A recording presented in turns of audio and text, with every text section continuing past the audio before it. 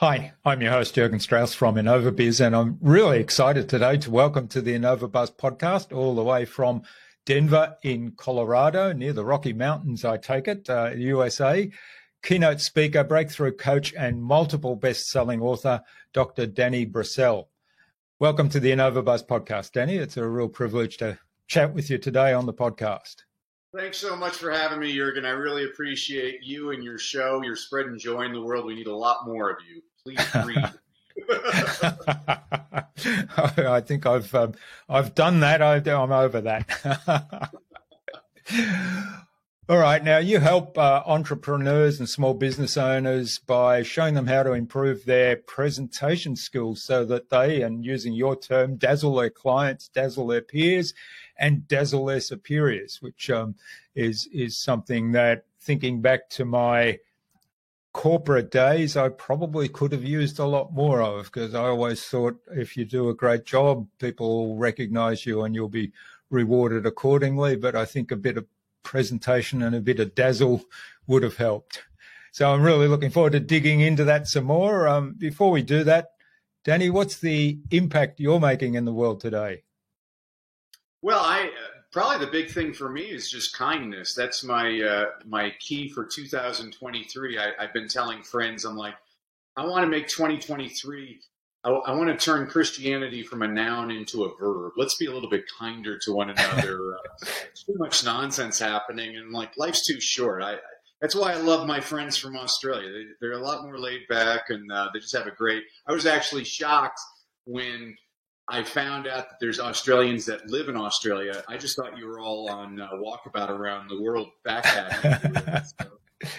Yeah, well, I think there's a period, a transition period, where every Australian yearns for that, when they kind of start to gain their independence from their parents and their parents' home, and they decide we're so far away from the rest of the world, we need to travel and find out what's going on off our big island.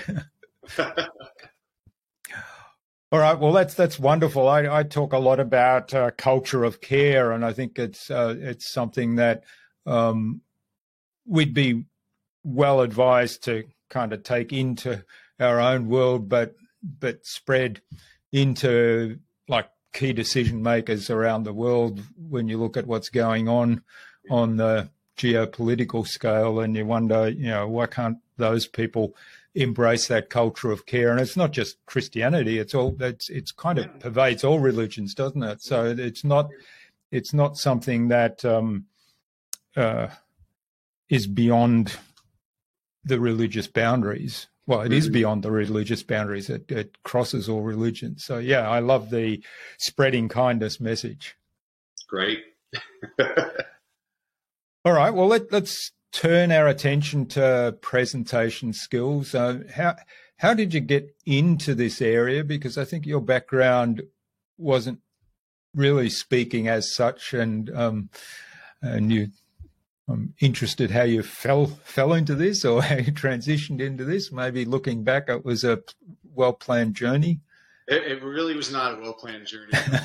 It fell into my lap. I've been an educator for almost 25 years, and about 20 years ago, I started speaking on the side to make extra income, and gradually that became my primary business. And for years, people have been asking me to coach them. And I never wanted to, Jürgen, because it's the same problem I had as a teacher. I have a very high standard for people. I really want people to succeed, and I get very annoyed when people don't do the work. And I'm slowly letting go of that. I realize that I'm responsible for the information, not the implementation. But it's very difficult for me when I see a person. I was one of my clients today. She could be a rock star, but she doesn't do the work, and it drives me crazy. But, it's interesting because most of the people I work with now are more like you. They're not actual speakers. They're people that are entrepreneurs or business people or executives, doctors, people running nonprofits that are looking for a way to have a greater impact. I mean, I always tell people speaking is the fastest way to get clients if you know how to do it the right way. And really the way I try to teach people is a lot of people worry about being salesy. I'm like, well, there's an easy remedy to that. Just serve your audience, whether they do business with you or not. As long as you serve them, you'll be fine. And I find that the best way to build trust is to actually help your audience. Yeah, that's it's such a great point, isn't it? I see a lot of people who say, I don't want to get up on stage, or I don't want to start a podcast, or I don't want to do videos on YouTube, because ultimately, first of all, I don't know what to say specifically without coming across as salesy. And ultimately, if I do it as a sales tool, well, then I'm just pitching or selling, and I feel uncomfortable with that. And I guess a lot of people in my circles, and I kind of resonate with that, because I feel uncomfortable pitching a sale to somebody as such.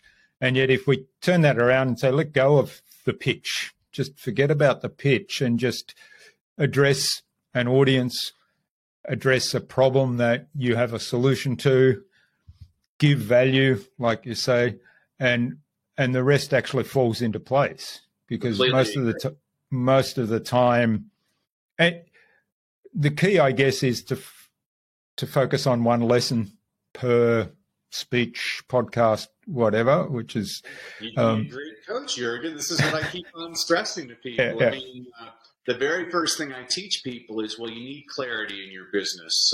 There's two questions you have to ask yourself. Who is your audience, and what is the problem you solve for them? And I always say you want one path to learning, because the brain can't handle choices. Figure out exactly what you want your audience to do. And then what we do is I teach people how to create what I call sweet nothings throughout your talk, where you're dropping information that's getting the brain of people in your audience asking questions to themselves like, oh, I wonder if that's something that I can get. And so by the time you make your actual offer, people are like, oh my goodness, I was hoping he would make an offer. It's very different than most of the talks where I see people, actually so many of the talks don't even teach anything. It's just somebody selling the whole time. And I'm like, well, you didn't do anything to deserve my business. And so I really like to get people to exactly what you're saying, that one path. What is the one thing?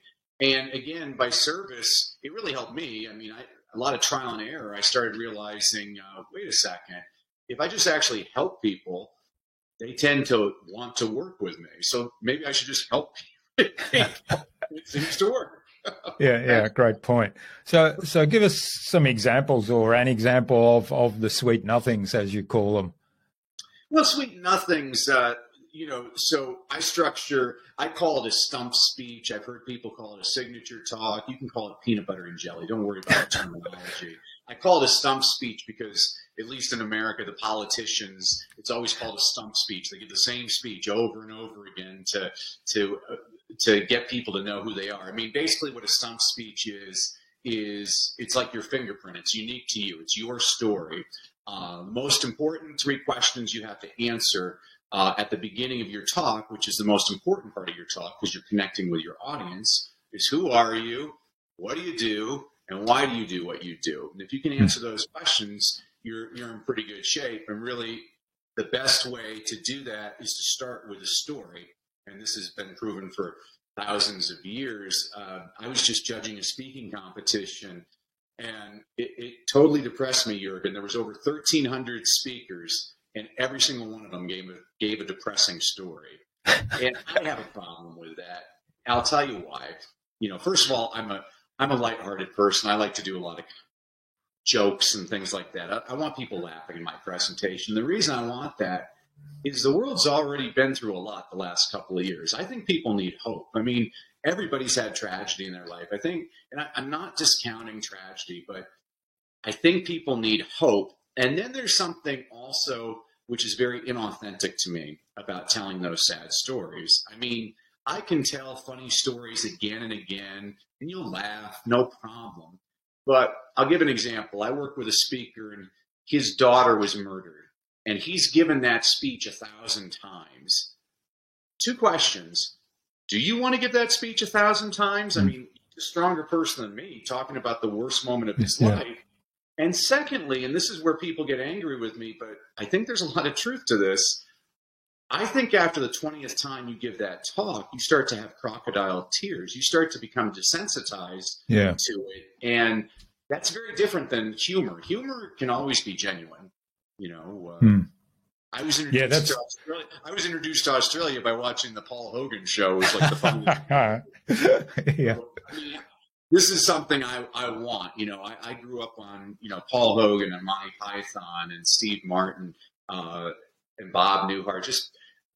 I think the world needs to laugh a whole lot more. I think it's an easier way to connect with people, and that's the most important thing. I mean, there's the woman I was working with today. She didn't believe me, but I said there's lots of research that supports this. That it's called the primacy and recency effect. Your audience tends to remember the beginning of your speech and the end of your speech, but they don't remember the middle. And I say, so what's the takeaway? Oh my gosh, the bun is more important than the burger. People remember the beginning of your talk and the end of your talk, but they have no idea what you taught them. And so when we're structuring a presentation, I have 4 parts to the presentation. I've heard lots of different structures. My friend and mentor, Pat Quinn, I think he's the best in the business. He created with Pete Vargas what's called the Story Braid framework. And they basically say, first off, you touch the hearts of your audience. Then you teach to the head of your audience, and then you show them with the hand how they can work with you, and then you end again with the hearts. Elliot Kay, he's a great British presenter. He says you touch, you teach. What's the next T? You tell them how to work with you, and then you touch again. The very first speech coach I ever worked with, Lynn Eskridge, she said your presentation should have an introduction, then you should have instruction, then you should have an invitation to your audience on how they can work further with you, and then you should end with inspiration. I mean, if we're going to use alliteration, I use alliteration too. So I always say connect, teach content, call to action, and then you end with your close. Again, it doesn't matter. You can call these things anything you want, but this is the point I always make to the people I work with. I only have one measure of success. My measure of success is not that people give you a standing ovation, although they may. My measure of success is not that people come up to you after your presentation and say, wow, you're a really good speaker. The only measure of success for me is that people come up to you after your presentation and they want to do business with you if you're selling a product, or they want to donate to your cause if you're running a nonprofit, or they want to learn more about your idea if you're a politician. That's what an effective talk does, is it causes the audience to take action. And so that's our ultimate goal in any type of presentation. And I love working with people that aren't comfortable speaking because, I lived it. I was speaking in India at a school, pumping up all these kids in Chennai. And at the end of the presentation, a 6-year-old boy comes up to me and he's got tears in his eyes, Jürgen. I notice he's missing his left arm. He just has a stump there. And he asked me, well, how can I succeed? And so I bend down and get to his level. And I said to him, when I was your age, I went to 18 different schools before I was 12 years old. Everybody called me stupid because I stuttered. And finally, I met a teacher who discovered that she could sing things to me and I could sing them back without my stutter. And eventually I lost my stutter and I became a swan. It was kind of like the movie The King's Speech. But this is what I told that little boy. I'm like, now, here's what I want you to get out of this. Isn't it interesting that the little boy that everybody said was stupid, who couldn't speak right, now gets paid traveling the entire world to do what? To speak. And he just had the biggest grin from ear to ear. And I said, don't let anybody ever tell you what you cannot do. These are the lessons I had. One of my teachers, when I was 8 years old, gave me the best lesson I've ever had, Jürgen. Miss Hess in Iowa Falls, Iowa. She, one day, I don't know what, it must have been planned. I was 8 years old. I didn't know. She just stopped a lesson one day and she holds up a pencil and she says, raise your hand if you can see this pencil. And all of us raised our hands and she says, good, get up out of your seats. So we all get up out of our seats and she gets us out into the hallway and she says, raise your hand if you can see the exit sign at the end of the hallway. And all of us raise our hands, and she's like, good. Now she takes us to the playground. She's like, okay, this is tough. Raise your hand if you can see that house across the street. And all of us raise our hands, and she's like, good. She's like, now this is the toughest one. Raise your hand if you can see the water tower about 5 blocks away. And all of us raise our hands, and she's like, good. Now here's my question. How far can you see? And one little girl's like, I can see a mile. And I say, I can see 2 miles. And another boy's like, I can see 4 miles. And she's like, can anybody see any farther than that? And everybody's like, no, no. And she's like, good. And she's like, okay. Now everybody look up. And all of us look up. And she's like, raise your hand if you can see the sun. And all of us raise our hands. And she's like, good. Did you know that the sun is 92.9 million miles away from Earth? And you just said you could only see 4 miles. You all are grossly underestimating your capabilities. I've remembered that lesson for 40 years. It was one of the greatest lessons ever. And that's one of the types of stories I use in my presentations to connect with my audience. That's how you get people interested in you. You tell them something interesting, Jürgen. So I'm sorry, that's a very long answer to a short question, but this is what's the most important thing of any talk is how do you connect with your audience? Yeah, and telling a story like that kind of captivates attention, doesn't it? And there's a message in that translates into, oh, okay, so I've been underestimating what I do, or I've been underestimating what I'm capable of. More importantly, absolutely. Okay, so one of the things you talk quite a lot about is the importance of reading. Now, you've just shared a personal story, so a lot of the times, and I think in terms of humour, I'd love for you to comment on that. My view is humour in a speech, and I'm probably not a funny person, but when I use humour in a speech, it's to poke fun at myself.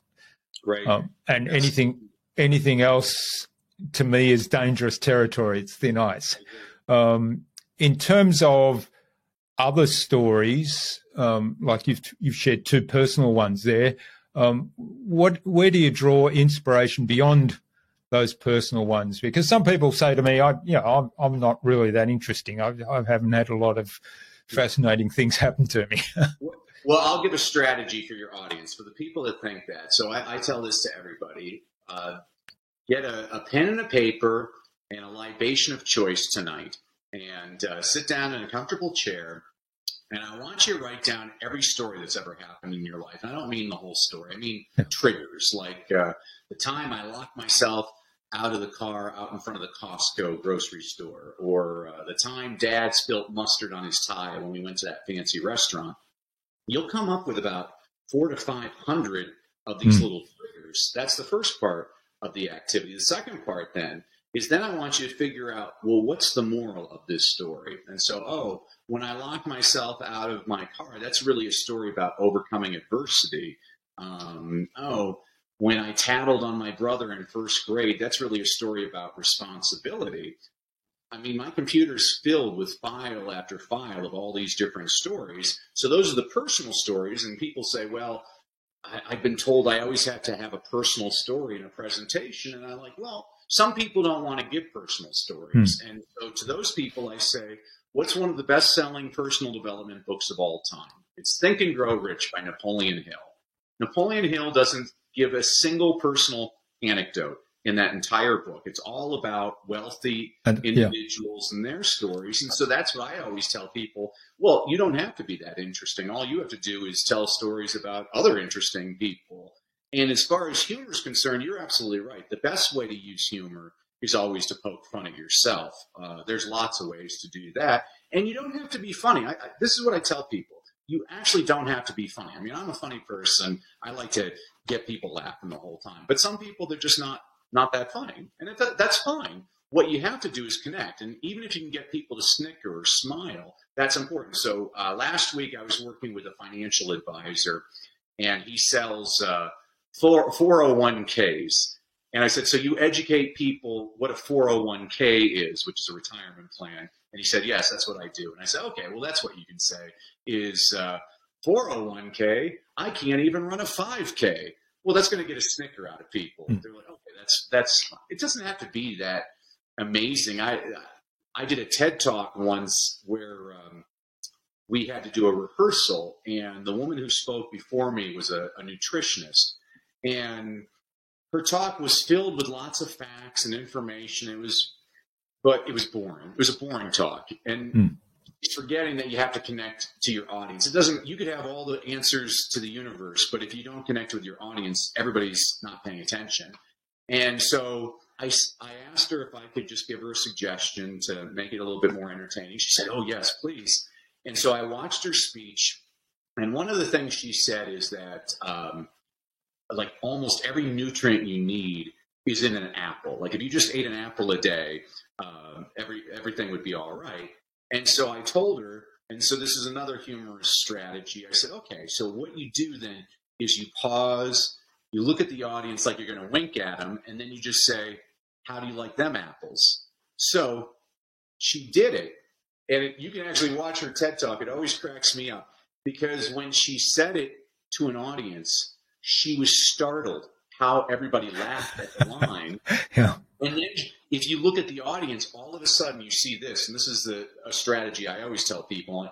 I always say, don't put the camera on you, put it on your audience, because you're going to find out exactly what's connecting with your audience. Because after she said that line, you see visibly the audience start to lean in to listen to her. That's the power of connection. So again, there's nothing wrong. I mean, I work with engineers all the time. They're not the most interesting people. It's not a big deal. I say you don't have to be funny. You just have to get people to smile every now and then. And you can tell an anecdote. I mean, sometimes it's even funnier if you're not. If I worked with one engineer, he's very dry, and that's what we started making fun of. Was, hey, let's make fun of how stiff you are. And the American politician Al Gore, when he accepted the nomination for president of the United States, he made fun of how stiff he was. He's like, what do I look like when I'm happy? What do I look like when I'm sad? What do I look? And I mean, it just made me laugh. So those are the types of things that you can, and you don't have to, if you really want to get good at speaking, there's two things you got to do. First off, you have to watch lots of speakers. And second of all, you got to practice. You got to do the reps. And I mean, I watch probably 10 speakers a day. I watch you on I watch podcasts all the time. I love to see how people interact. I watch TED Talks. I'll watch politicians. I'll watch televangelists. I'll watch comedians. Here's a strategy for everybody watching right now. I watch a lot of award shows because most of the people, when they win the Academy Award or whatever the award is, they only have about 45 seconds to give a speech. And it's very difficult to connect with an audience in 45 seconds. And most people, they waste the time. They're like, I want to thank God. I want to thank my agent. It's just a stupid speech. Nobody's paying attention. But a couple of years ago, I was watching the Academy Awards, and the category was film editing. So you got a room full of the most powerful actors in Hollywood, and they don't really care about film editing. So nobody's really paying attention. And the guy who won the award, I can't remember his name, Joe. I can't remember his name, but he was British. And he gets up there. So he only has 45 seconds, and this is how he starts his speech. He says, a lot of people don't know this, but when phrased properly, the term Academy Award nominee can be used as an insult. Well, now all of a sudden everybody's paying attention. And he said, for example, yesterday I got in an argument with my 17-year-old daughter, and she said, well, Academy Award nominee Jorgen Strauss. All of a sudden, you see everybody in the audience laughing. That guy, after he gets his award, I'm watching. Brad Pitt wants to meet him. Sandra Bullock wants to meet him. All of a sudden, they're taken in by it. That's what a good presentation does, is people want to get close to you. That's the power of a good presentation. And, it's whether you're selling a product or you're selling an idea or you're just you're just an interesting person. That's really the goal of every single talk, is how do you get the second date? You don't get the second date by bragging about yourself. You get the second date by making fun of yourself. Yeah, really good point. A couple of good stories there as well. One of the things you mentioned there is the impact we have on our audience, and I'm curious if you have any advice for a longer speech, for example. And most of us, certainly I fall into this trap, and I see many speakers fall into this trap. When they're doing their presentation, they're inside their heads. They're sort of inside here. I like to tell people, don't worry about what you look like, because nobody else is. They're worried about, are you going to entertain them? Are you going to add value to them? Are they in the right place, and so on? What's your advice to kind of get over that to the point where we can observe the audience? We can kind of put our eyes as the camera on the audience to gauge, am I connecting? Are they leaning in? Do I have to change something that I'm doing because I'm not getting the response I'd like to get? Yeah, that's a good question. I actually advise people not to do that, because just because your audience might not look like they're engaged, that might not be the case. I mean, it depends. That's where you have to really know your audience. So I've spoken in lots of different places, and it's fascinating how different cultures, Aussies are great. Aussies laugh. I mean, Canadians, my favorite audiences in the world are Canadians. They laugh at everything.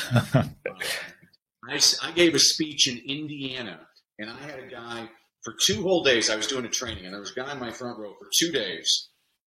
Looked just like this, Jurgen. And he comes up to me at the end of the second day. I'm like, here we go.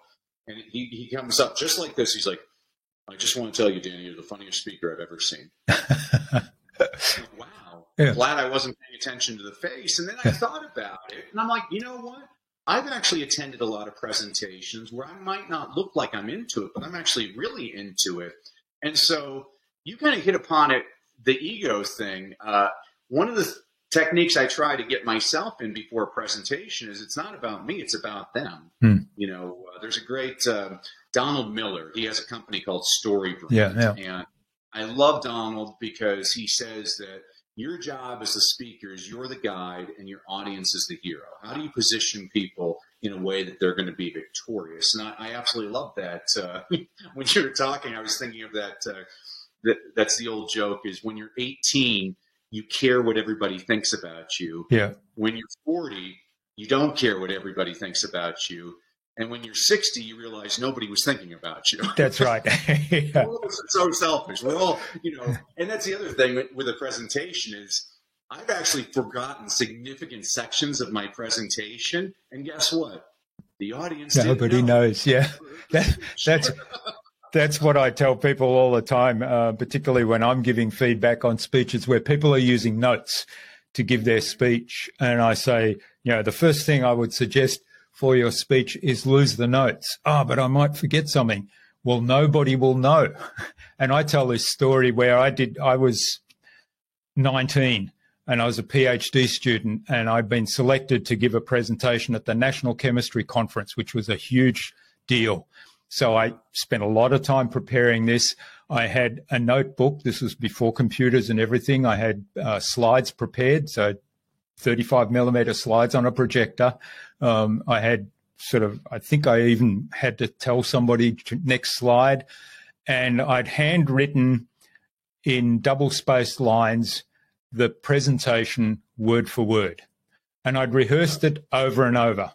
And I got up in this forum of there were about 200 people in the audience. I was there. They were actually glued to what I was saying. I had this notebook open on page 1 in front of me, and I spoke, and it was an hour's presentation. And I spoke for 45 minutes without looking at the notes. Wow. And then I lost my place. And then I looked down and I had to find it in the notes to pick up the thing. Whereas I probably could have just gone to the next slide, used that as a trigger and picked it up. And I say that's my story of lose the notes, because nobody would have known if I had have forgot one little bit of information there, provided the whole thing flowed and hung together. Yeah, I couldn't agree more, Jurgen. I actually tell people, Walt Disney said people think in pictures. And so I tell people I've actually never written a speech in my life, but I just illegally download images off of Google and put them in a PowerPoint. And then those pictures guide me through where I want to go with my presentation. It's a lot easier to remember that way, too. If you had had your 1 hour presentation and just knew, oh, okay, here's where I want to go with it, rather than, because when you write down the speech, then you get worried about like words. Yeah. You know, and it's crazy. It's an exercise I do with students all the time. I say, you know, people think in pictures. And so the way I get people to remember that, I'm like, okay, think of an apple. Take a moment. You're going to want you to think of an apple. All right. Now tell me about the apple you just thought of. Yeah, it's green. It's big. It's got a nice shiny skin. Yeah, smells like an apple. Yeah. You got a Granny Smith apple. Yeah. You know, and I've had people, they say, oh, I have a Red Delicious apple, or I have a Fuji apple. You know, but then I get people that say, oh, I thought of an Apple computer or an Apple iPhone or something. But I've never once had a person in my audience say, oh, I thought of the letters APPLE. Yeah. You don't think in words, you think in pictures. And so your job as a presenter is to get people thinking in pictures. I mean, and that's where, especially with your background, Jurgen, I love working with my engineers, because if you have the ability to communicate, you're going to be famous. Because most of the most brilliant people, they don't know how to communicate their ideas. I listened to the Richard Feynman lectures, and if I had Richard Feynman as a professor, I would have been a physics major, because he was so fascinating to me. You look at Einstein and the way he was able to take complex concepts and communicate them to the mass audience. I mean, that's where his brilliance is. Politicians are the same way. Most of the most effective politicians, they're not talking about complicated things. They're simplifying everything so people understand them. I mean, that's what, and best comedians do the exact same thing. That's our job, is how do we take our passion that we know a lot about and inform an audience that knows nothing about it and get them interested in it so that they want the second date, or they want to buy the product, or whatever it is. And that's what the best presentations do. All right. Well, you've kind of touched on something that I did want to explore a little bit before we wrap up, and that's getting the audience, how do you get the second date, getting the audience to work with you? So what's a non-sleazy way to do that transition at the moment? Okay, I've given value. I've explained this concept. I've established my credentials. People laughed. People engaged with me. They're obviously captivated by what I've said. How do I transition to that point? Okay, if you want to work further with me, here's how you do it.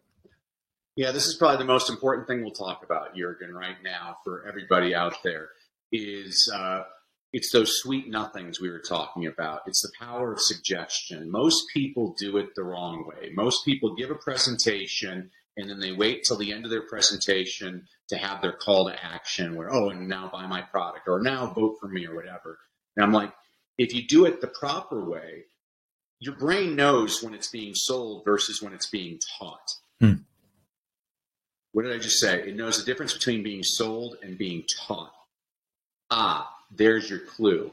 What you want to do is, when you're teaching, that's when you're suggesting things to your audience. And so your brain has what's called the second conversation. And so you could say something like I always have said the best presentations are divided into sections. And I like 3 sections because humans think in threes, you know, 3 blind mice, 3 stooges, you know, do, re, mi. This is how we remember things.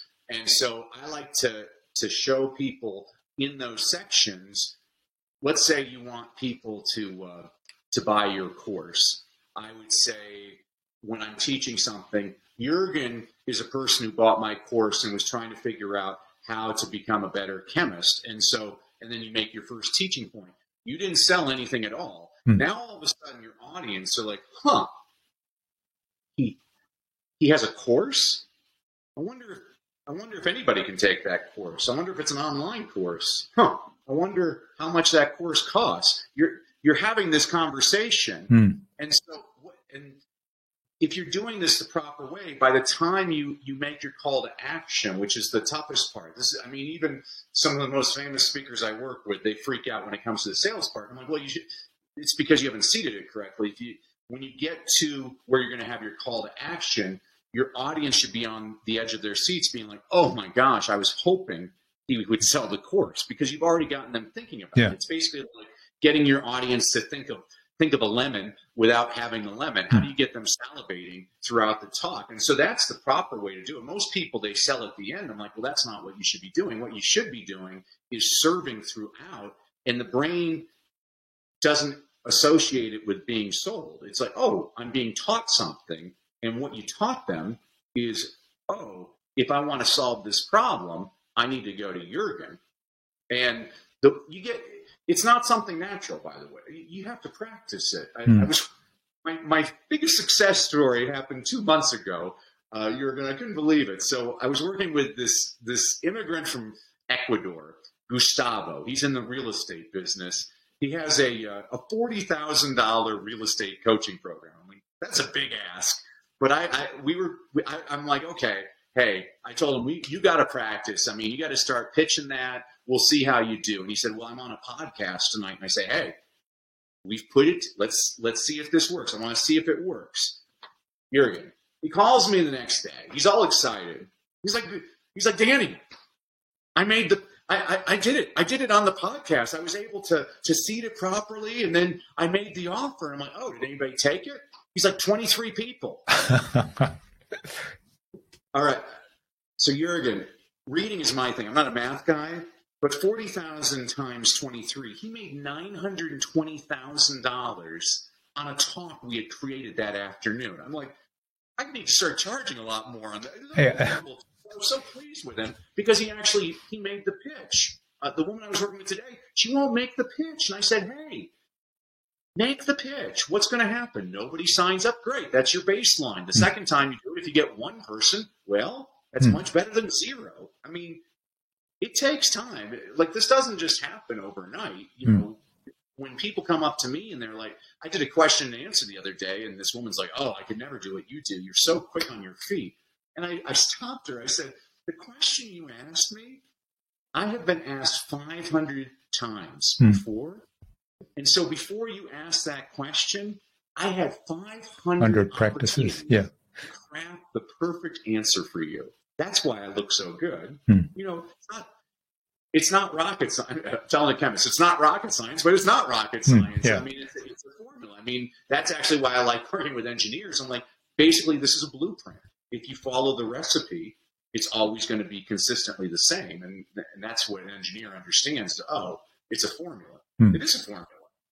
I mean, and it's not the only formula. There's other ways to do it. I mean, don't get me wrong. But this is, if I'm working with a person that is not comfortable speaking, or they've given speeches in the past and had mixed results, or even if I'm working with somebody that's got a lot of experience and they're just trying to figure out that little edge I can add to my talk. I mean, these are the little techniques that you can do that'll help them. And I mean, your brain, when we get to the call to action, I have a transition for people where I say, this is the only part of the speech I actually want you to memorize. So for your 45 minutes, all you'd have to memorize is this part where I say, so the most common question people ask me is, Jurgen, can you help somebody like me? And the answer is absolutely yes. And that's why I created this program, you know, and you tell them about the program, and then use a technique I call is, does, means. What this is a program that in 3 weeks teaches you everything you need to know about chemistry. What this does for you is it helps you have to stop having to worry about all the day-to-day at work and be able to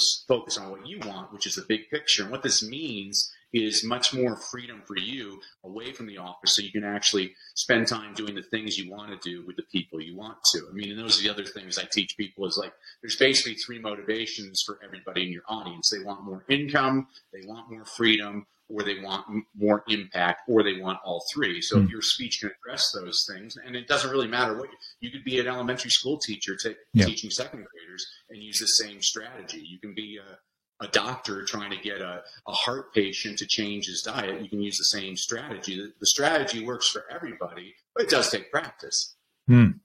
Yeah, love it. Wonderful. Well, I could go on questioning and talking for ages. You've just given us a really good example of the pitch, because you've shared the story of the client that did nearly $1 million from just one podcast appearance by applying what you taught him and the structure. And so I think now, though, is a good time to move on to the buzz, which is our innovation round. It's the same 5 questions I ask of every guest, and the idea is you'll inspire the listener to go and do something awesome as a result of the answers today. You're ready? I'm ready. Shoot away. What's the number one thing anyone needs to do to be more innovative? Well, you need to be helpful.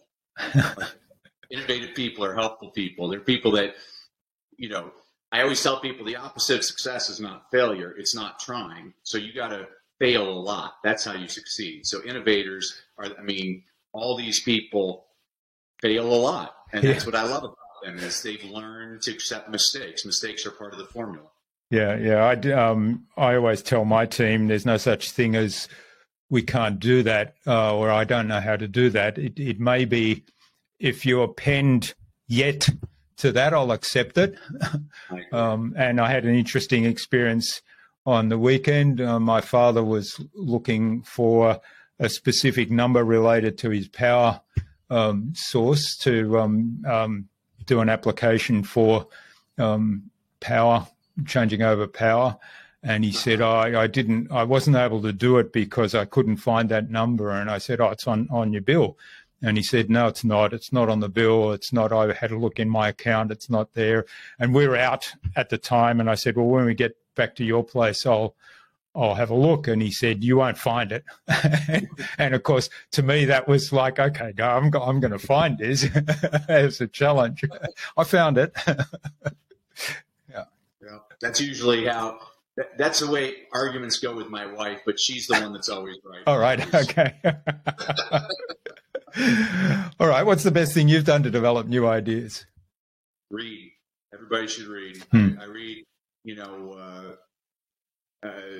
I just read Ashley Vance's biography on Elon Musk, and there was 2 stories in there that I thought were fantastic. Elon Musk was bullied as a kid, and so he spent all this time in the library reading, and after he read all the books in the library, then he went to the bookstore and started reading all the books in the bookstore. He still, to this day, while running like 4 different billion-dollar companies, he still reads at least a book a day. But there was 2 stories that cracked me up. One was he's at a Mexican restaurant with his biographer, and he has a new girlfriend at the time. And he looks at his biographer and he says, I'm considering allocating 8.25 hours per week to her. Is that sufficient? I'm like, well, an engineer could say it that way. But the story that I loved was a lot of his engineers at SpaceX were getting annoyed because he'd ask them questions on the floor. And these guys were like, man, I already got the job. Why is he interviewing me again? But then they started comparing notes with one another, and they realized, wait a second, he's asking us the questions, and he's learning from our answers, and we think he actually understands it better than we do now. And I was like, wow, that was an amazing story to me. I'm like, wow, that's when you look at these people that I'm like, wow, they're just constantly learning. And so reading is the answer there. I love to read, and I love to, anything I read is the one goal is just give me one anecdote. If there's one anecdote, that's all I need. Yeah. And obviously you remember them and you use them in the appropriate time. Yeah. Right. Yeah. And there's a lot, isn't it wonderful? We can kind of access all this stuff so easily these days, and not just people that have achieved a lot right now that are still around who, in theory we could go and talk to them and learn from them, but also people that are no longer with us that have achieved a lot, and there's so much we can still learn from them. Well, and just this, Jürgen, this was the blessing of the pandemic, is I've never considered doing interviews around the world. And it's like, wow, I can be in Australia today and Nigeria tomorrow and Nepal the next. I love that. And that's a really good lesson. I was actually saying this to an audience the other day. We were talking about technology, and I said, there's all kinds of scary things that technology can do, but here's what excites me about technology. Right now, there's a kid on a dirt floor in Cambodia or something, and maybe that kid hasn't had breakfast, and their parents aren't around. But if that kid has a laptop and an internet connection, that kid has the same access as the founder of Google. The world just got a whole lot smaller. Yeah. And I'm excited because the person that cures cancer could come from Vladivostok or something, somewhere in the middle of nowhere, in the middle of Australia. Like you get. I love that. I really get excited when I think about those possibilities. Yeah, it's wonderful, isn't it? Yeah. All right.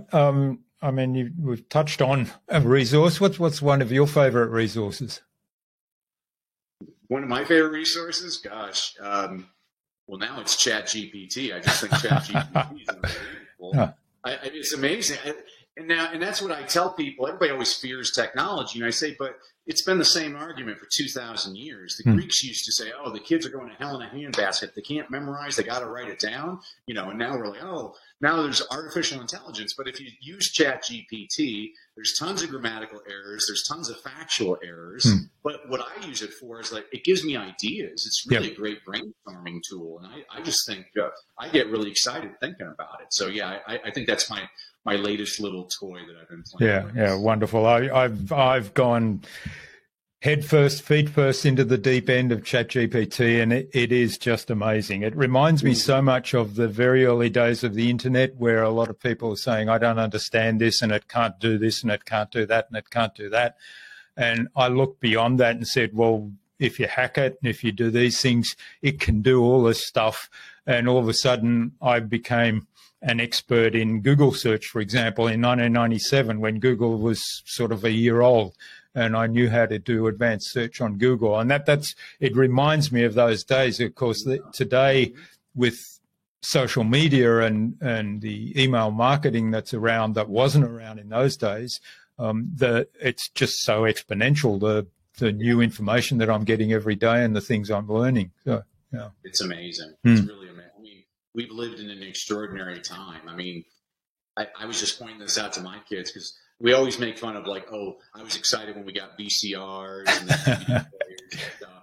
But there's other things that the kids didn't even know about. I'm like, oh, I remember when we got our first microwave oven. And the kids like, what? I'm like, oh, no, this didn't exist. Yeah. Make food. It was crazy.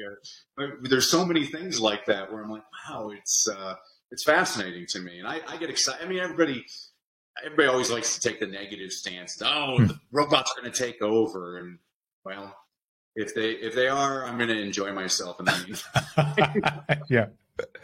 Yeah. All right. Well, what's the best way to keep a client on track when you're coaching them? Yeah, well, I'm not the best person to ask that one. I'm the one that usually gets off track. I always have. This is something I've done for myself because I get so excited talking to people. One of my clients today, she's a 3-time gold medalist, and she's the most wonderful person in the world. But we get so excited talking to one another, we don't get anything accomplished.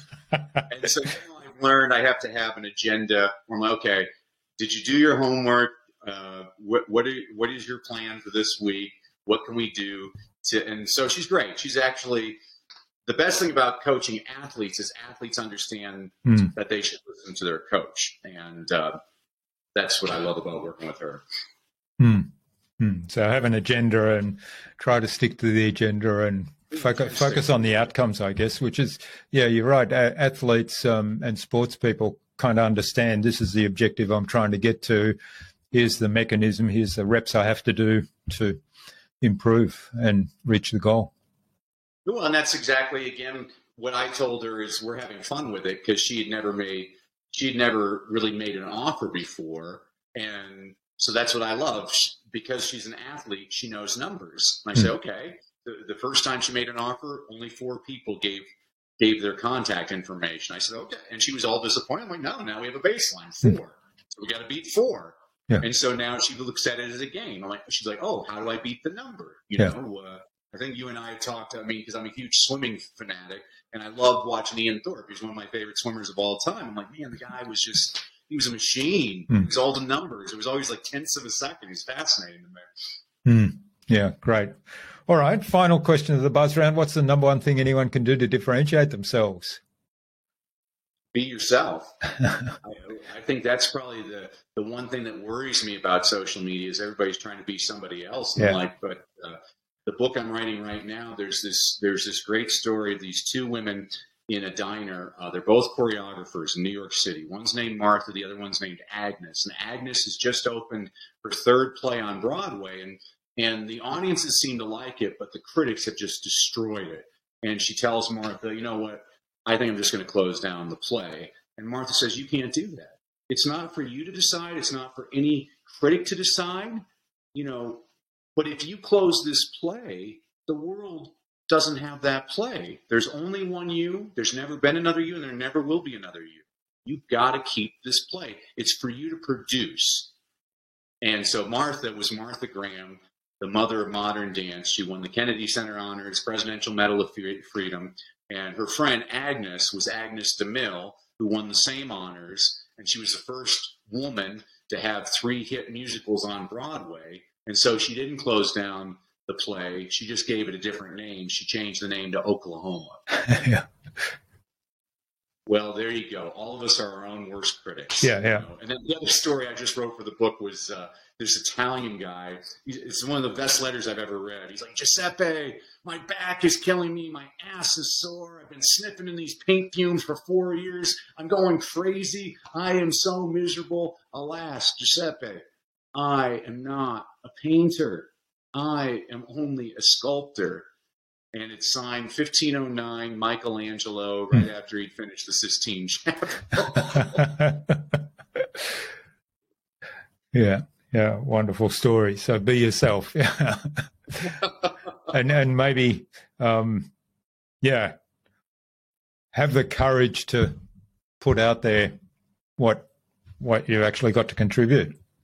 Absolutely. That's the message. Everybody's unique. I mean, when I was teaching kindergartners, I used to always tell them, God made you for a purpose. All of you, maybe your purpose is to make your mom smile today. Maybe your purpose is, to be kinder to another person. Everybody has a purpose. We don't always find it immediately. And that's why I tell them, I'm still looking for my purpose. But, everybody has something that they can contribute. And that's basically what a stump speech is what makes you unique. Why should I listen to you? And the best stump speeches, they're very simple, and it's just those. I mean, one of my favorite speakers is Malala.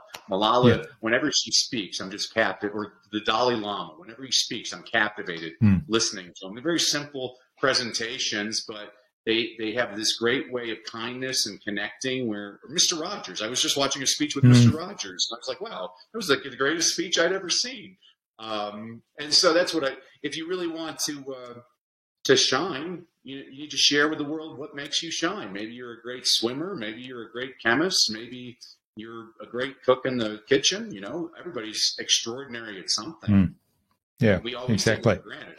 That's the other thing. That's right. Yeah, it's. I think that's something that I keep getting reminded of little things where somebody else will say, "Wow, what did you just do? That was amazing!" And I'm not even conscious of what I did. It was sort of an unconscious action, and yet I take it for granted, but somebody else has found that quite amazing. So it's I think there's that in all of our lives. Well, look at your podcast, Jürgen. How many people want to do a podcast, but they never dare to because they don't know how to do it? I'm sure you didn't know how to do a podcast, but you did it. And you've learned, and you get better every single episode. That's how you really make your mark on the world. Yeah.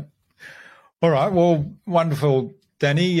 This has been fabulous conversation. Now, where can people find out more about you, the work you do, and maybe even reach out and say thanks for what you've shared today? Well, I wanted to give everybody a couple of goodies since everybody had to listen to me for an hour. If you go to freegiftfromdanny.com, again, freegiftfromdanny.com, I'm going to give you 2 things. First of all, I'm going to give everybody a complimentary e-copy of my book, Read, Lead, and Succeed. It's a book I wrote for a school principal who was trying to keep his faculty and staff positively engaged. So I said, okay, I'll write you a book.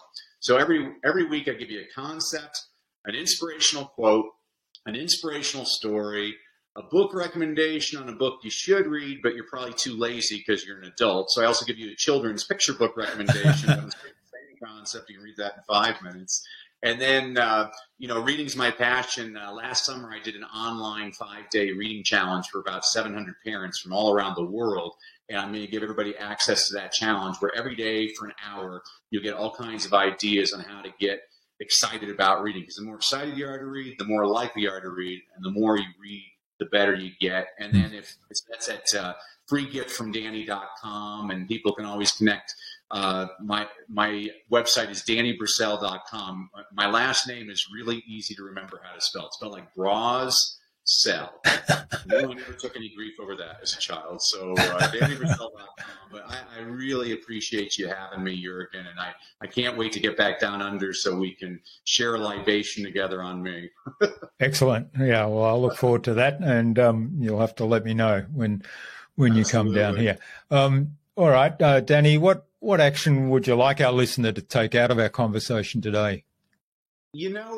So I always want to give something helpful to people. And I say everybody has this amazing thing in their pockets nowadays, a cell phone. When used properly, this can be a wonderful tool. Now, I see most people wasting their time on social media saying negative things to one another.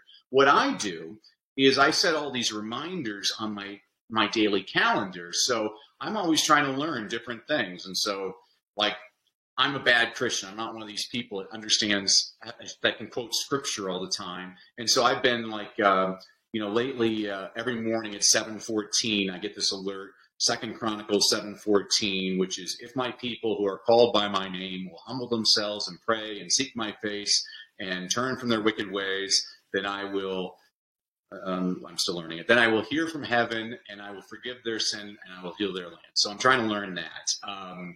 I recently read the book Dune. I'd never read Dune.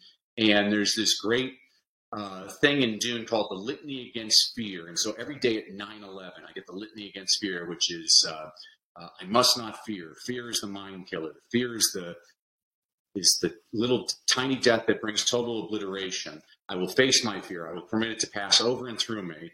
When the fear has passed, I will turn the inner eye to see its path. Oh, I've screwed it up, but I'm learning it. It.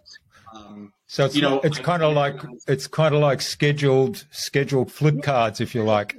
So whenever you're bored, I have I love King Henry V, and so my favorite speech is the St. Crispian's Day speech, which is like 50 lines. It's Act 4, Scene 4. So every day at 4:04, I'm practicing the St. Crispian's Day speech. I mean, I got married on December 20th, so every day at 12:20 is a reminder to tell my wife I love her.